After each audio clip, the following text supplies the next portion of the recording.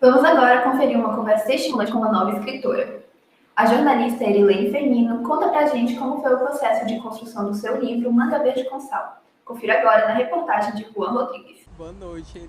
Boa Tudo noite, meu bom? querido. Tudo. Prazer, eu agradecer primeiro a oportunidade de estar fazendo essa entrevista com a senhora, né? Que agora a senhora também é escritora. Sim. Primeiro, para iniciar, o porquê do livro, como se deu todo o contexto dessa escrita? O tema é luto, né? Então, o tema é luto, as pessoas...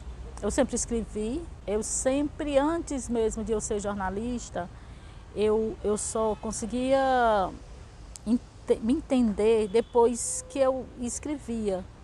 É um processo meu, sempre foi assim. Então, quando minha irmã morreu, a maneira que eu encontrei de tentar doer menos foi escrevendo. Eu ficava escrevendo e escrevia para ela o que eu estava sentindo naquele momento. E fiz isso por muito tempo. Mas quando isso foi em 2013, quando foi em 2018, 2019, eu não estava mais conseguindo escrever, por exemplo.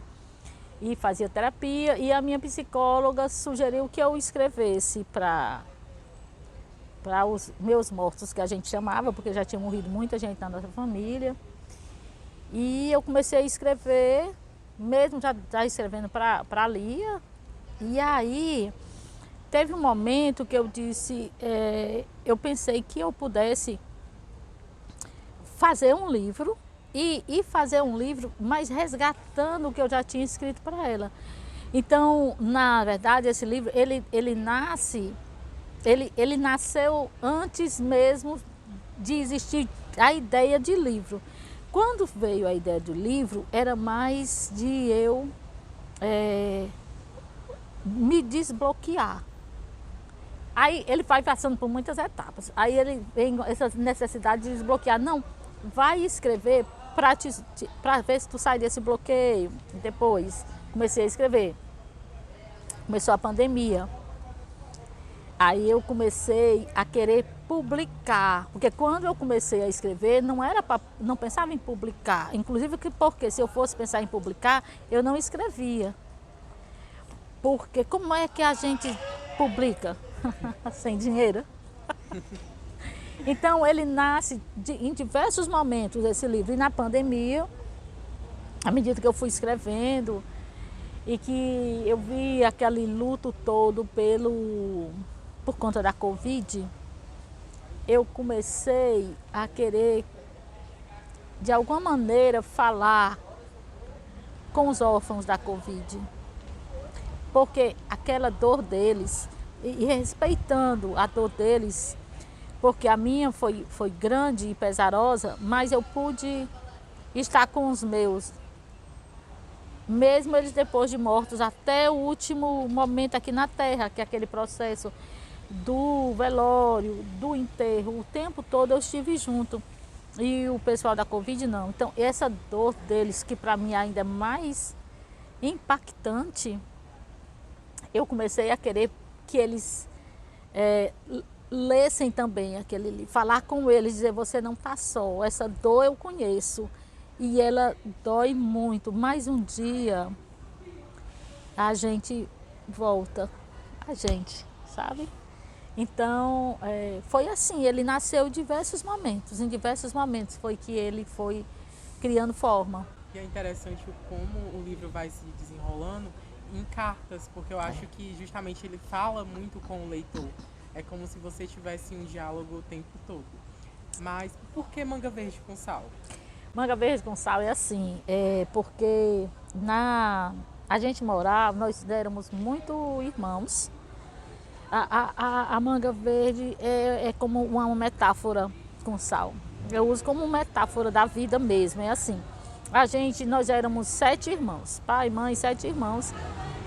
A gente morava vizinho a um sítio e a gente brincava de comer manga verde com sal. Aqui no Nordeste tem muito disso. As infâncias de hoje estão muito diferentes da minha, né? Porque vocês já nascem todos tecnológicos. Manga vocês devem comprar todos no supermercado. Aí a manga no supermercado está madura. Você não pega ela de vez, como a gente chama. Pega no pé ali, ela não vem sempre madura. Então a gente pegava a manga verde, ela de vez, ela está começando a ficar saborosa. E você bota um salzinho para potencializar o gosto. Uma delícia. Acontece que lá na nossa casa, a gente morava vizinho um sítio e a manga que caía para o nosso quintal, a gente tinha o azar de ser azeda, a nossa manga. Era muito difícil ter uma doce, sabe? E aí a gente, criança, a gente fazia assim. Depois que a gente pegava a manga e descascava, tirava os pedaços e botava o sal, você tinha que engolir depois que abocanhava. Então, se a gente tinha sorte de vir doce, mas se viesse azeda, a gente tinha que engolir. Então, ali, para mim, eu digo no livro, inclusive, eu aprendi resistência. Então, a manga verde com sal é resistência. É gastronomia? É. Mas é resistência. E é o sabor agridoce da vida, que é isso mesmo. A vida, o tempo inteiro. Não precisa a gente passar por grandes perdas, infinitas perdas como um luto, para a gente saber que tem uma hora que ela aperta e tem uma hora que ela é muito legal, muito boa. É o sabor agridoce. Então a manga ali é essa simbologia da nossa infância, é onde eu aprendi a resistência e ela fala disso, né? Acho que é a história da minha família,